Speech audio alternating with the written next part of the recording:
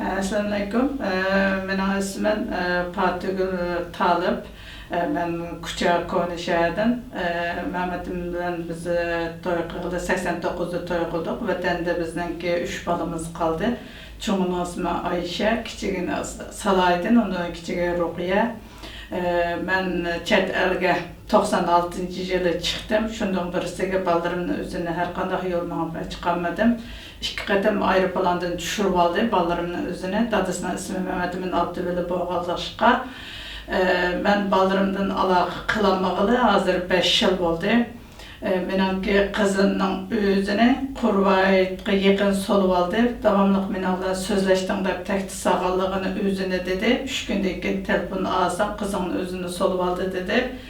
Yani bir aydan keyin telefonunu aldım, abamga telefon alsam bunun degan bizga faqat telefon qilmak kızınızın özünü 3 yıllık solup aldı dedi. Faqat menimle sözleşkenlik üçün kızının özü tormuda. Hazır biz alaqımız bolmağanlığı üçün tormudım, taladım, onun özünü bilmeyimiz. Kızımın 2 balısı vardı, kiçigineki yürek kesilip vardı. Hazır o balısı hayat mı, öldüm benim kızımı taladım mı, yaktormadım, onun özünü bilmeyim, hiç qanday münasebetimiz yok. Biz Kerem Abdüveli'nin ailesi boğalığımız üçün bizge hiç qanday bir yol yok.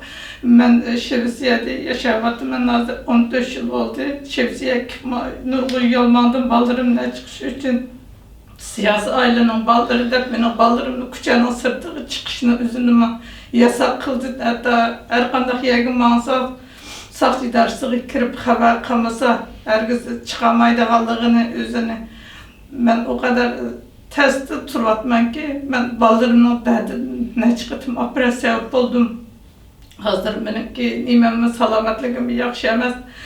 Kuludan kelgen her qanday insanlığın ki benim üçün ballarımga yardım qilishini özünü talep qilman. Birinci Allah'dan talep qilman. İkinci Kuldan kelgen her qanday insan ballarımnınki hayatlığını yoki o'lik ekanligini özünü menimki qavat epishimdan o'zidan umid qilaman.